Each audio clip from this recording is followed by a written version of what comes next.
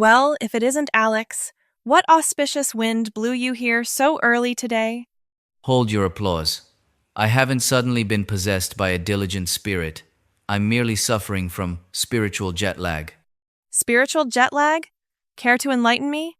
Well, I glanced at my alarm and confidently wheeled my bike out the door. Only upon arrival did I realize the cafe hadn't even unbolted its doors for the day. Don't tell me you stood outside waiting for them to turn the key? What alternative did I have? I sat on the pavement, watching the pigeons savor a leisurely breakfast while my own stomach howled in protest. What profound thoughts were running through your mind then? I arrived at a profound revelation. Never let overconfidence blind you to reality. Life truly is a master at orchestrating the most unexpected plot twists. Absolutely. Take yesterday, for instance. I made a solemn vow to become a master of order and scrubbed my room spotless. That sounds marvelously proactive. The grand finale?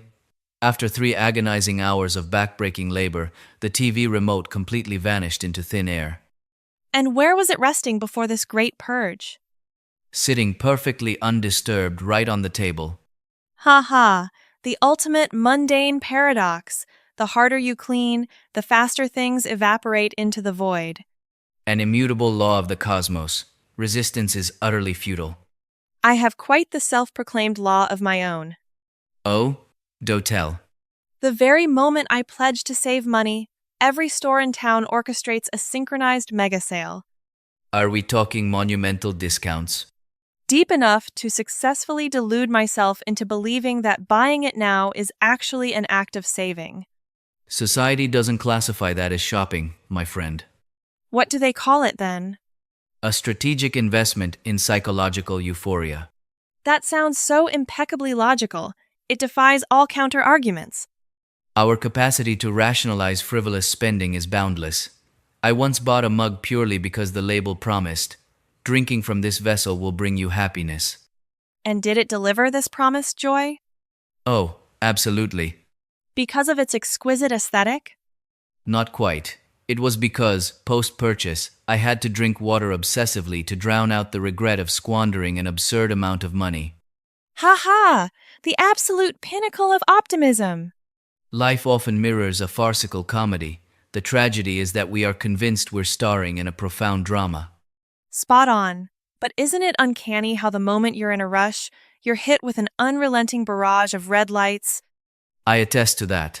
Yet, on those leisurely days out, the avenues roll out an endless carpet of verdant green. It's almost as if the traffic signals possess the telepathic ability to read our state of mind.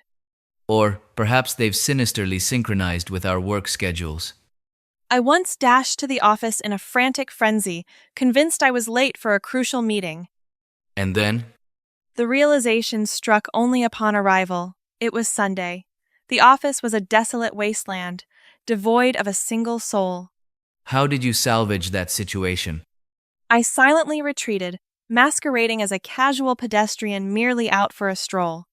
Were there any witnesses to this monumental blunder? Just the security guard. He flashed a benevolent smile and remarked, "Such dedication, coming to bask in the corporate atmosphere on a Sunday." Oh, you must have been torn between wanting the earth to swallow you whole and feeling bizarrely warmed by the compliment. Precisely. A tumultuous swirl of emotions. I didn't know whether to weep or burst into laughter. Still, there remains an enigma of the human brain I've yet to decipher. What sort of enigma? Why do we recall, with agonizing clarity, an utterly humiliating blunder from a decade ago? Yet completely obliterate the memory of the keys we held in our grasp a mere 5 minutes prior? Exactly. The mind's mechanism for archiving information is bafflingly twisted. It ruthlessly purges the Wi-Fi password you just updated, But meticulously hoards the moment you tripped in front of a crowd, rendering it in pristine 4K resolution. and forces a midnight replay, entirely stripping you of the pause or fast-forward buttons. Upon reflection, it is precisely those absurd moments that forge the brilliant anecdotes we share over coffee like this. Too true. A life steeped in flawless perfection would be excruciatingly dull. Those who can laugh at their own tragicomic blunders navigate existence with a much lighter step. If you chased perfection, you'd never experience the thrill of strutting to work in mismatched sandals, radiating confidence for half the day. Hold on a second, you've done exactly this, haven't you? Please, let the ghosts of the past rest in peace. Someone definitely caught you in the act. That flustered look betrays you. It wasn't merely one person, my friend. Just how vast was this audience? The entire marketing department. Good heavens. The sinister part is that, for the entirety of the day, not a single soul breathed a word of it to me. Why on earth would they torment you like that? They bided their time until dusk, snapped a devastating close-up of the rogue footwear, and silently dropped it into the group chat with the caption, "Wishing you a joyful evening." Ha ha! What phenomenal colleagues, absolute masters of the ambush. Since that fateful day, my primal instinct before crossing the threshold is to cast a vigilant gaze upon my own feet. An unforgettable life lesson, albeit purchased at the steep cost of your dignity. But looking back, it evokes far more laughter than shame. Existence isn't meant to be calibrated to the millimeter. Exactly. Accumulating enough jovial tales to roar with laughter over drinks in the future is all that truly matters. Fear not, the universe maintains a terrifying equilibrium. What do you mean by that? Today, you feast on my misfortune. And tomorrow? Tomorrow, you might just find yourself as the tragicomic protagonist of an entirely new saga. That sounds like an ominous prophecy. Rest easy. Should that day arrive, I solemnly swear to only laugh internally. No photographic evidence will be captured. Your so-called vow of silence only intensifies my dread. Haha, have faith. Tell me, Alex, do you ever find yourself enjoying a tranquil cup of coffee, only for your mind to abruptly resurrect an ancient, forgotten memory? With alarming frequency, actually. What flavor of memories usually haunt you? Always trivialities no one else would dare mention, yet my brain defiantly exhumes them just to mock my current peace. Care to provide a vivid illustration? Once, I was inexplicably thrust back to my very first day of kindergarten. How poetic! A cherished golden memory, I presume? Golden for the spectators, perhaps. For me, it was a theater of chaos. Oh? What triggered the chaos? I dashed over in tears and clamped onto a teacher's leg with a death grip, entirely convinced she was my mother. Goodness gracious. And then? The true horror is that my actual mother was standing right behind me, camera poised, ready to immortalize my independent stride into the classroom. How did the audience receive this performance?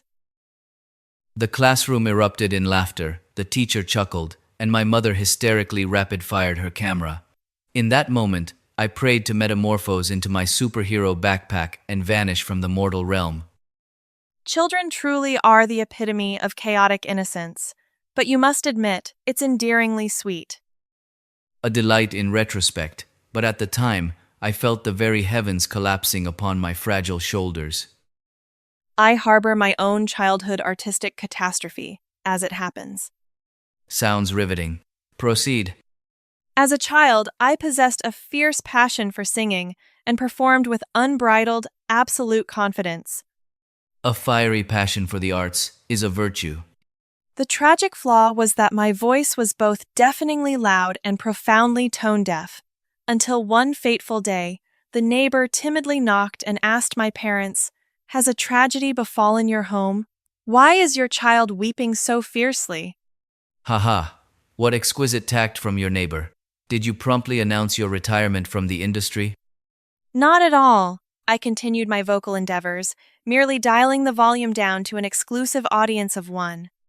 Childhood memories are truly a labyrinth of bizarre treasures. What once provoked sheer terror now merely elicits a hearty chuckle. Speaking of which, have you dragged any peculiar habits from childhood into your adult life? I maintain one rather draining ritual. Before succumbing to sleep, I am compelled to verify that the door is bolted. That's perfectly ordinary. We all seek the comfort of security. The catch is, I don't check it just once. I scrutinize it 3 or 4 consecutive times. Doesn't the pacing exhaust you? Do you harbor a deep mistrust of the lock mechanism? I implicitly trust the lock, It is my own fleeting, treacherous, short-term memory, I suspect. A highly rational paranoia. As for me, I possess the habit of unburdening my soul to the potted plants on my balcony. And do they ever offer any botanical wisdom in return? None have broken their vow of silence yet. Still, I revel in the monologues. They are incredibly steadfast listeners who neither interrupt nor cast judgment. It turns out, Flora makes for the most exemplary confidants. Indeed, every morning I grace them with a "Good morning, gang. Let's conquer the day." And if the chaos of life makes me neglect their water, I spend the evening offering frantic apologies.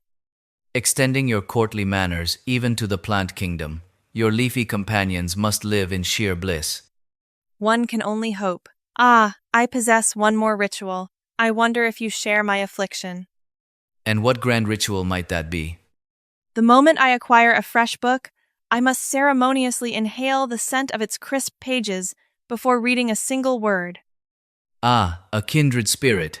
I am equally intoxicated by the aroma of fresh books. I can't fathom why the alchemy of crisp paper and fresh ink is so profoundly soothing. It evokes the thrilling anticipation of embarking upon an entirely uncharted, pristine voyage. Precisely. The masses collect stamps or figurines, while we hoard the ephemeral fragrances of bound pages. It borders on eccentricity, but it is undeniably glorious. The investigation continues. I've deduced that whenever you're tangled in stressful thoughts, you endlessly pace the floor. Oh, what a piercing gaze you have. It's true. Whenever a creative drought strikes, I am compelled to orbit the room to maintain my sanity. And does this frantic orbit actually conjure any brilliant epiphanies? Whether it summons genius remains debatable, but my smartwatch unfailingly declares, daily movement, goal achieved. A magnificent dual-purpose strategy. The intellectual dilemma persists, but the calories are aggressively incinerated. And you? Any subconscious tics hiding in your repertoire? The instant a melody graces my ears, my limbs betray me, drumming out the rhythm on the nearest table. I often suspect it drives the people around me to distraction. Do you possess the sheer will to halt it? I can suppress it for a fleeting 10 seconds, but the rebellion is inevitable. My limbs operate on their own sovereign will. I am merely a passenger. That transcends a mere habit. It is the primal reflex of a soul hopelessly enthralled by music. Yet ultimately, though slightly absurd, these eccentric rituals bring us a peculiar sense of comfort, don't they? Unquestionably. Much like the stubborn devotion to a singular, familiar mug, or claiming this exact, unwavering corner in the cafe. Or perpetually ordering the identical concoction, visit after visit. To an observer, it paints a portrait of endless, drab monotony. Yet to us, it is a fortress of serenity and safety. Amidst an existence that ceaselessly churns and mutates, one requires a few familiar anchors to tether the soul. That sparks a thought lately. I've been thumbing through the dusty archives of my old-school photo albums. And what tempest of emotions does that summon? Melancholy or mirth?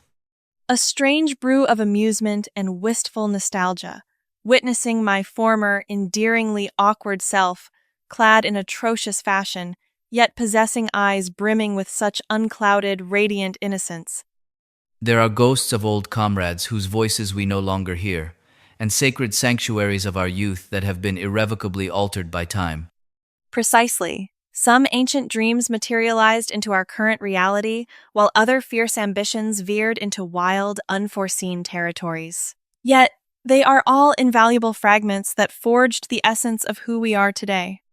The sheer sorcery of memory lies in its ability not just to preserve imagery, but to perfectly fossilize the raw emotion of a singular moment. A fleeting brush with a bygone melody, or the faint trace of an old, familiar scent. And an avalanche of memories crashes over you, unfurling like a cinematic slow-motion sequence. We revere the past, not to drown in mournful regret, But to stand as profound monuments to our own evolution. And who is to say, perhaps these trivial quirks and our absurd little escapades of today will transfigure into priceless lore, resurrected for our storytelling years down the line. When that era dawns, I have absolute certainty we will still be entrenched in a familiar sanctuary like this one, Clinging stubbornly to our beloved, unvarying elixirs.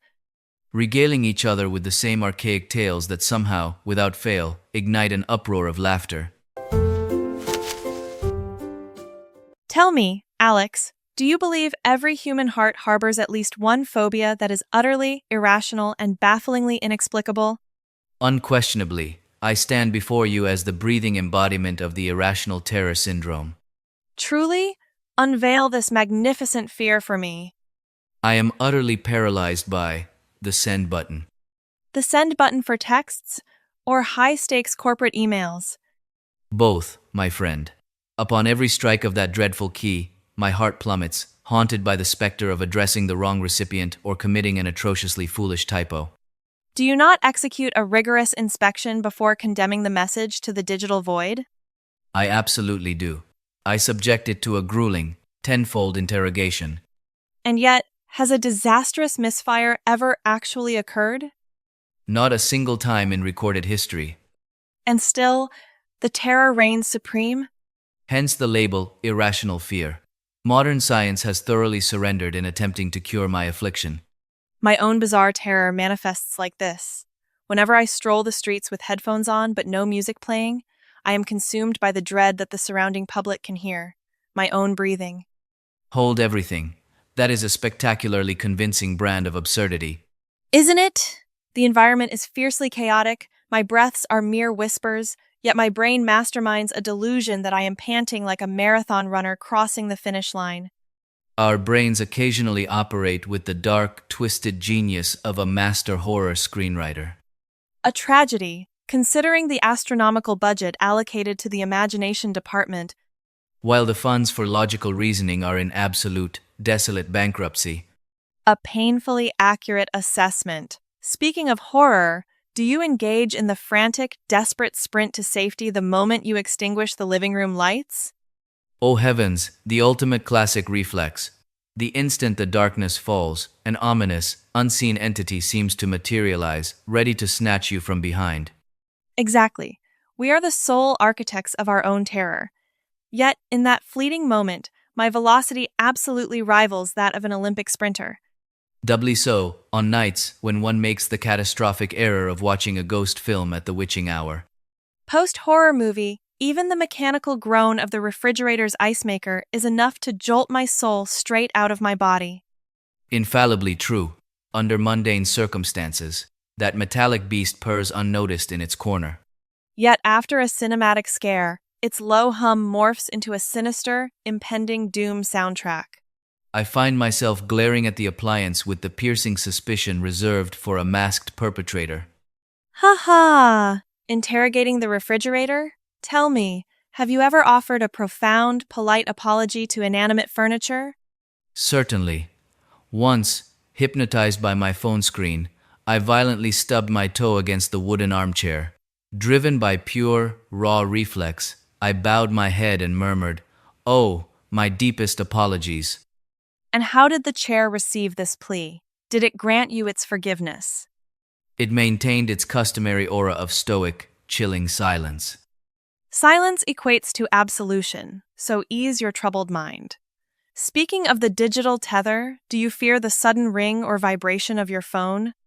Absolutely. I am torn by a bizarre paradox. In periods of digital drought, I ache with restless anticipation for a message. And when the device finally shudders into life? My heart leaps into my throat, gripped by the terror of an impending crisis or a relentless deadline summoning my name. The human psyche is an impossible beast to satisfy. They dub it a state of chronic apprehension. We are petrified by events that haven't even materialized and doubly horrified once they do. Often, with the device entombed in my pocket, I'll jolt at the phantom sensation of a buzz. I retrieve it, only to be met with a pitch-black screen devoid of a single notification. Ah, the phantom vibration syndrome, a curse I endure constantly. But wait, it plummets further into madness once. I initiated a frantic, breathless manhunt across the house for my glasses. while said spectacles were triumphantly enthroned upon the very bridge of your nose. What kind of sorcery is this? How could you know? Because I once deployed the flashlight on my phone to desperately search for the very phone clutched in my hand. Ha ha! We are rapidly evolving into master architects of our own farcical comedies. But let's pivot to a more grounded terror. Does the specter of public speaking paralyze you? Undoubtedly. Every mortal feels that tremor of anxiety. Yet, it isn't the dread of forgetting my lines that haunts me. It is something far more sinister. And what sinister fate might that be? It is the moment I plunge into abrupt silence to scour my memory, and the entire auditorium plunges into a suffocating quiet, breathlessly waiting for my next word. That echoing silence stretches on like an eternity. Exactly. The clock measures merely a few seconds, but to my battered psyche, it feels as though I have stood frozen on that stage for an entire agonizing year. How does your brain navigate that catastrophic pressure?